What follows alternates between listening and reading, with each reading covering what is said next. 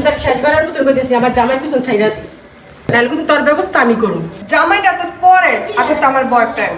আরে তোমরা ঝগড়া করতেছো কেন? আমি তো ভালোবাসি, তাই না? কারে ভালোবাসিস তুই? কারো ভালোবাসো তুমি? তুমি ওকে বলো তুমি ফ্যামিলির প্রেসারে বিয়ে করছো, তুমি বলো তুমি আমাকে ভালোবাসো, ওকে বলো। আরে না, তুমি দুজনরা আমি ভালোবাসি। আরে তুই দুজনটা ভালোবাসিস কেমনে? তুই যদি ওরে ভালোই বাসস তা আমার বিয়া করছিস কি লাগা? ওই যে ফ্যামিলির চাপে পড়ে বিয়ে করে দিছে। হয়তো আমার গার্লফ্রেন্ড, আর তুমি তো আমার বউ। আরে বউর জায়গায় তো বউ, গার্লফ্রেন্ডের জায়গায় তো গার্লফ্রেন্ড। আমি তোমাকে যদি ভালো নাই বাসতাম তাহলে এত চাপ পেয়ে বিয়ে করতাম না। আর তুমি বোঝো না তোমার আমি ভালোবাসি, বউ থাকাকালও তোমাকে ভালোবাসি। তো হইলে তুমি বোঝো তোমাকে কত ভালোবাসি, তুমি এটা বোঝো না?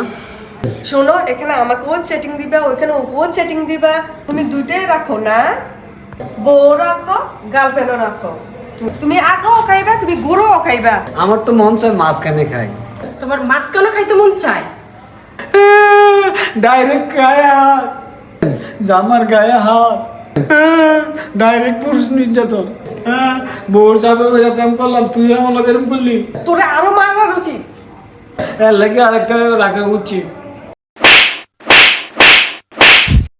কি করে আর করবি বউ থাকতে প্রেম? আর এনে ফইরা থাক।